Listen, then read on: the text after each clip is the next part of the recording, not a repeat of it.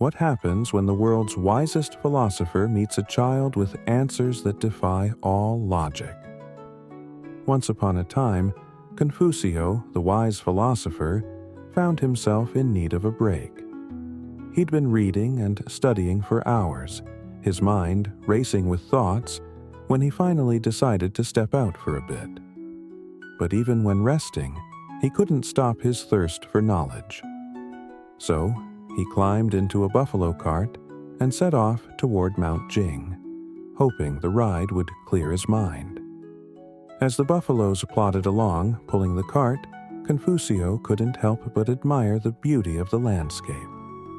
The trees were lush, the air was fresh, and far in the distance the majestic Mount Jing loomed, shrouded in mist.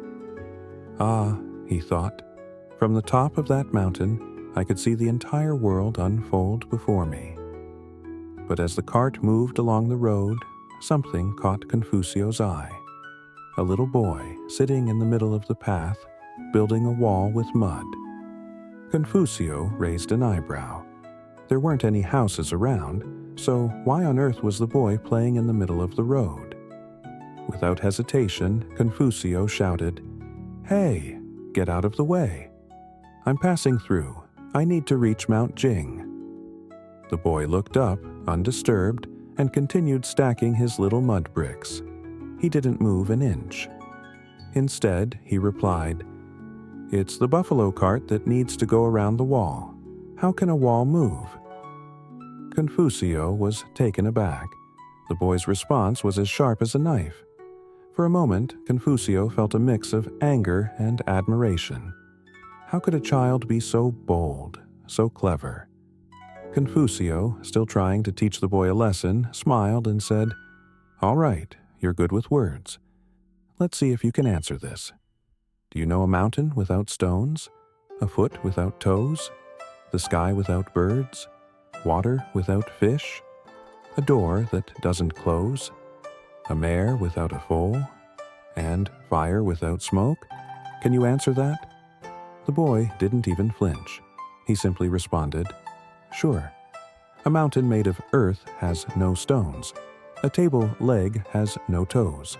A bird doesn't fly in the mouth of the sky. Water from a well doesn't have fish.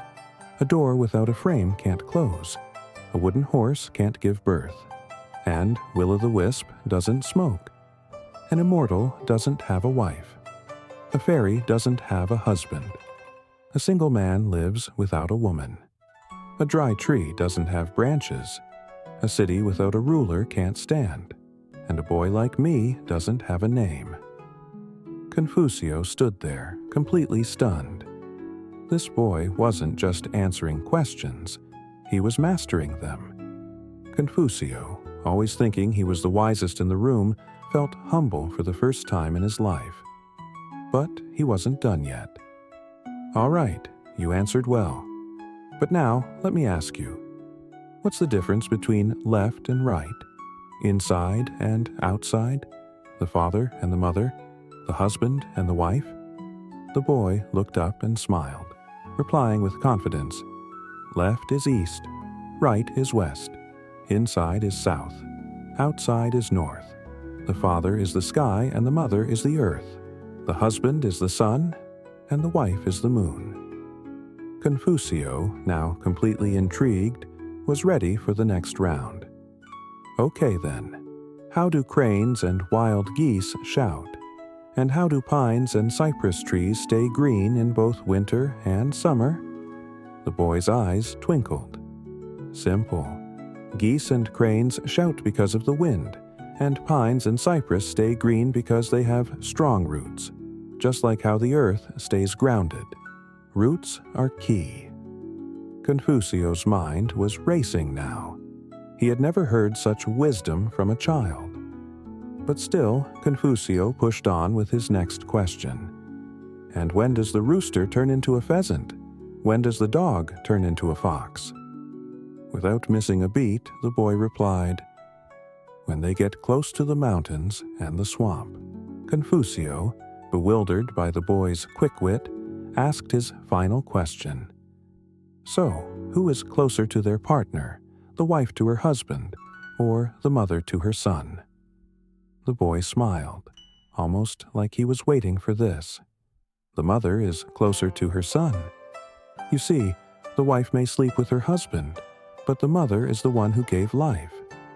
A son can't live without his mother, just like a tree can't survive without its roots. The husband might change, but the mother is irreplaceable. Confucio was silent. The boy had just turned Confucio's entire way of thinking upside down. But, determined not to be outdone, Confucio asked, "Tell me then, how many stars are there in the sky?" The boy paused, looking at Confucio with a grin, and answered, "As many as the thoughts in your mind." Confucio was lost for words. The boy had won. No question, no answer, no philosophy could outdo the wisdom in his simplicity. With a humbled heart, Confucio finally said, "All right, you've won. I give up. But let me ask, will you teach me your wisdom?" The boy simply smiled, resumed his game with the MUD, and said, "I have no NAME, no TITLE, but you, my friend, have much to LEARN." And with that, Confucio silently retreated, realizing that even the wisest must sometimes learn from the humblest. The knowledge to take away. The story teaches us that wisdom doesn't always come from experience or age. It can come from unexpected places. The true beauty of life often lies in the simplest answers, the most straightforward truths, and the humility to learn from anyone, regardless of age or status. It's a reminder that sometimes we need to be open-minded, put aside our egos, and listen closely, because even the quietest voice can carry the most profound lessons. The world is full of wisdom waiting to be discovered. Don't stop learning from the most unexpected sources. If this story resonates with you, share this video and subscribe for more. Let us know in the comments.